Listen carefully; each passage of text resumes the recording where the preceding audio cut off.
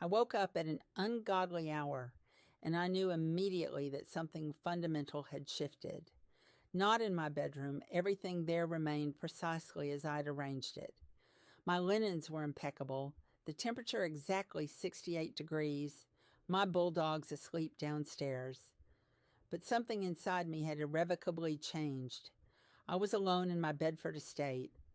The late autumn silence was absolute, and in that silence, I found myself processing an encounter that had just occurred in what I hesitate to call merely a dream. I'm Martha Stewart. I'm 83 years old. I've constructed empires from scratch, served time in federal prison, and engineered a comeback that defied every prediction. I don't traffic in mysticism. I don't entertain the unexplainable. My currency is precision, execution, measurable results. But what transpired a few nights ago has forced me to reconsider everything. An entity appeared to me bearing a message specifically for our generation. Not the young people absorbed in their devices, not the middle-aged desperately treading water, but us, those who actually built the infrastructure everyone else takes for granted. And I'm going to articulate exactly what it communicated, because remaining silent would constitute the most significant failure of my remarkably public life. Let me reconstruct that evening.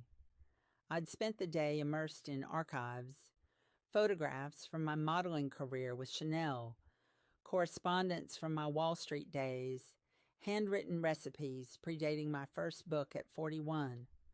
When you've accumulated 8 decades, you develop this compulsion to extract meaning from it all. I was in my study with the limestone fireplace, reviewing correspondence, then retired around 11. Nothing exceptional. Sleep came easily, as it does with discipline, but in the early hours I found myself abruptly conscious, except I was no longer in my bed. I was standing in an interstitial space. Illumination surrounded me from no identifiable source, and before me was something unprecedented in 83 years of living. It wasn't human, yet it commanded absolute attention. My knees weakened slightly, and understand I'm not someone prone to weakness. I've faced federal judges, endured public humiliation, reconstructed my reputation from ashes. But this represented something categorically different. The entity perceived me completely.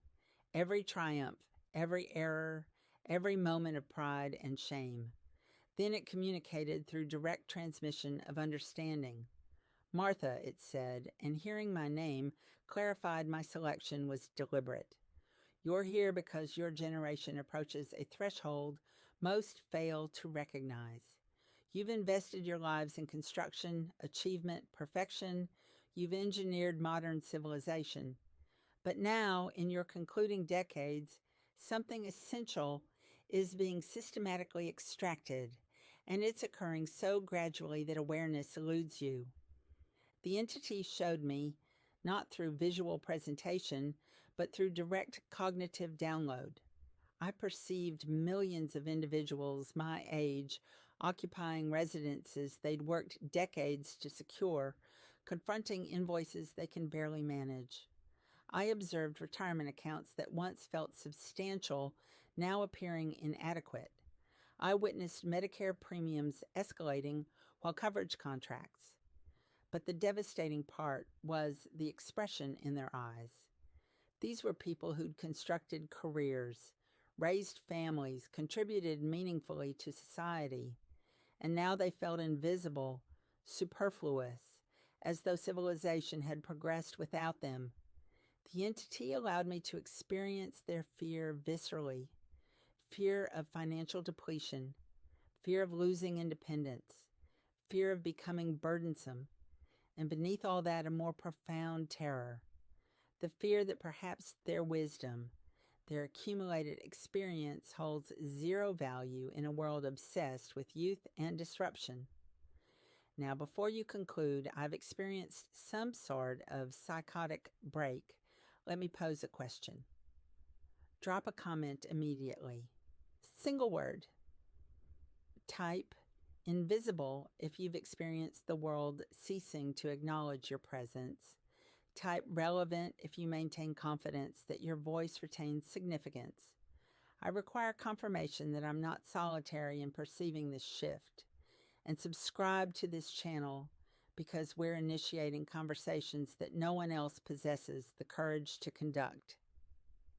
The entity continued with something even more disturbing. This isn't accidental, it stated. Your generation is being methodically marginalized because you represent something genuinely threatening to current power structures. You remember? You remember civilization before total digitization, before every transaction generated metadata, before privacy transformed into a quaint notion. You remember when maintaining a bank account didn't require 17 forms of identification. You remember when purchasing something didn't construct a permanent data profile. You remember when medical records remained confidential, when your personal existence was authentically personal, not raw material for algorithmic processing. And because you remember, you can identify precisely what's being eliminated. Younger generations assume perpetual surveillance represents normalcy. They believe having every aspect of their lives mediated by algorithms is simply reality. But you know better. You retain living memory of another paradigm, and that memory makes you dangerous. The entity demonstrated how the fear I'd witnessed wasn't organic. It was cultivated with precision. Policies engineered to generate insecurity, insurance companies denying coverage, pharmaceutical corporations pricing medications beyond reach, technology conglomerates designing interfaces that deliberately confuse older users, media messaging reinforcing that older people are obsolete, incompetent, a drain. Systems growing more complex specifically to make our generation feel inadequate. This is intentional, the entity stated, because when you're frightened, when you're insecure, when you doubt your competence, you become manageable. You cease advocating for yourselves. You stop questioning inconsistencies. You accept whatever narrative you're fed because you're focused on survival. But here's what they need you not to realize. You possess something they cannot replicate, genuine perspective. You've survived sufficient cycles to recognize patterns.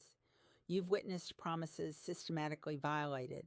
You've observed systems rise and collapse. You understand that what's marketed as progress frequently isn't. And that understanding, that wisdom, requires silencing. I stood there processing this, and I experienced something I rarely permit: authentic fear.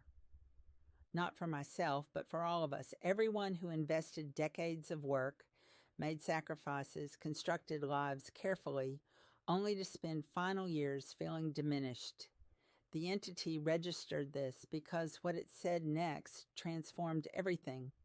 This message isn't designed to discourage you, Martha. It's designed to wake you up. Your generation retains substantial power, but the window for deploying it is rapidly closing. That's when things became genuinely interesting. Stay with me. The most crucial information is approaching. Subscribe if you haven't already. The entity moved closer, and what it revealed proved simultaneously unsettling and empowering. You need to comprehend why this is occurring now. Specifically now. For the first time in history, those controlling major systems possess technology to track, monitor, and influence every aspect of existence.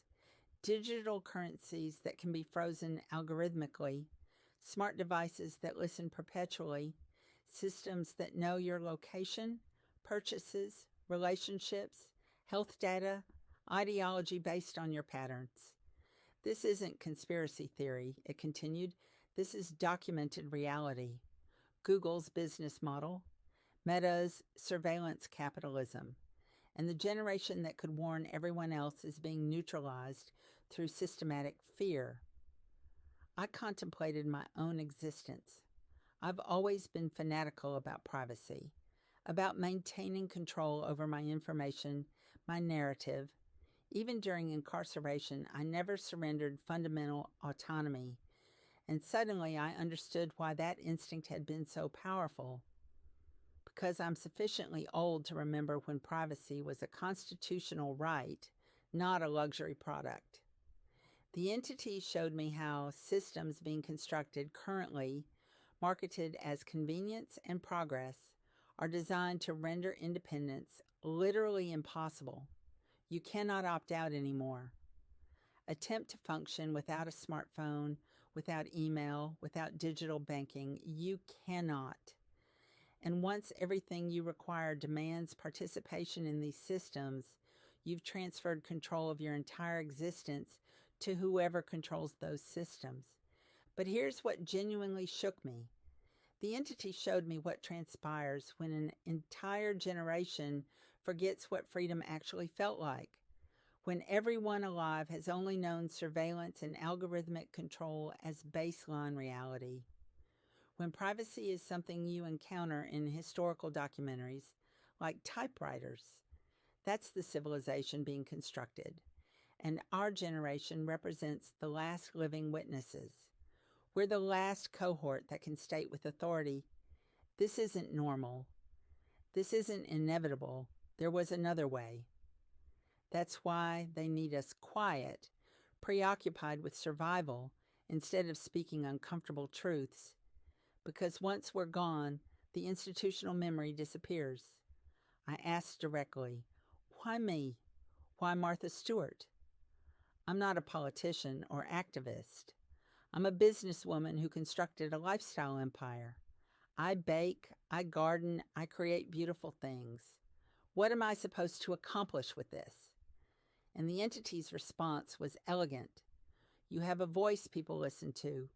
You've survived scandal and engineered an improbable comeback. You've proven you're unbreakable.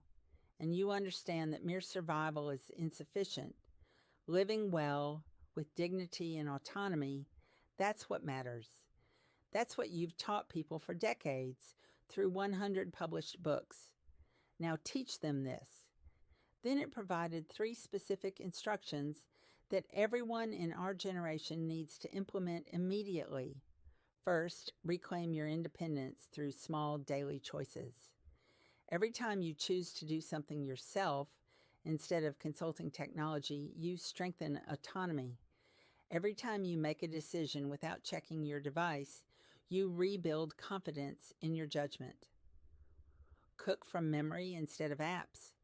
Navigate using your sense of direction instead of GPS. Actually telephone someone. Maintain cash reserves. These sound trivial, but they're not. Each represents an act of independence, a rebellion against systems designed to make you dependent. I change my bed linens every single day. People think it's excessive, but it's about maintaining standards, refusing to let comfort decay into complacency.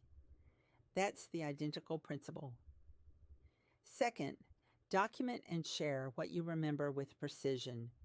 Write down what life was like before smartphones, before everything required passwords and profiles. Tell your grandchildren what privacy actually meant. Explain what communities looked like when neighbors knew each other. Describe what trust felt like before everything required verification. This isn't nostalgia, the entity stated. This is preservation of essential knowledge. You're preserving memory of viable alternatives so future generations know something different is possible. If you don't document this, it disappears forever. And third, construct physical community. Not online groups, but actual human relationships with people who live nearby, who can provide tangible assistance, who you can rely upon when digital systems fail. The entity showed me how fragile our digital connections are. One power outage, one system failure, and suddenly you're isolated. But if you have neighbors you genuinely know, friends you trust, a community you've invested in, you have resilience no technological disruption can eliminate. I woke in my bed at an absurd hour, heart pounding, mind racing. I immediately went to my study and wrote down everything with the detail I reserve for recipe development. And I've spent recent days deciding whether to share this publicly because I understand how it sounds. Martha Stewart claiming she had a mystical encounter with an entity. I can anticipate the commentary. She's finally lost it. Prison broke her. Old age made her delusional. But here's the thing. I've invested my life building credibility through documented excellence. I don't require attention. I don't need validation. What I need is to honor the responsibility I was given. Because if what I was shown is accurate, and every instinct insists it is, then remaining silent would be my greatest failure, more significant than any business mistake or public humiliation. This matters more than anything I've accomplished. So I'm telling you, not because I expect universal belief, but because those who need to hear this will recognize the truth immediately. You'll recognize it because you've felt it, that growing unease, that sense something fundamental is shifting, that the world you helped construct is becoming unrecognizable. Let me be clear. I'm not telling you to panic. I'm telling you to wake up, to stop accepting the narrative that you're irrelevant, outdated, a burden. You're not. You're the generation that remembers what we're losing. And that memory, that perspective, is more valuable than any algorithm or innovation, because progress without wisdom is just motion without direction. Change without values is chaos. And a future without the perspective of those who remember the past is a future without foundation. The entity told me the next several years are critical. This is the window when your generation still retains sufficient presence, voice, strength to make measurable difference. To warn younger generations, to preserve memory of alternatives, to construct communities that can survive what's approaching. Wait too long, and the opportunity passes permanently. So here's what I'm asking. Don't just watch this and move on. Actually implement something concrete. Start today. Choose one area where you've become dependent on technology and reclaim independence. Write down one detailed memory of life before everything was digital. Reach out to one neighbor and begin rebuilding authentic community. These are small steps, but they matter. And collectively, if our generation takes these steps, we create something that cannot be erased.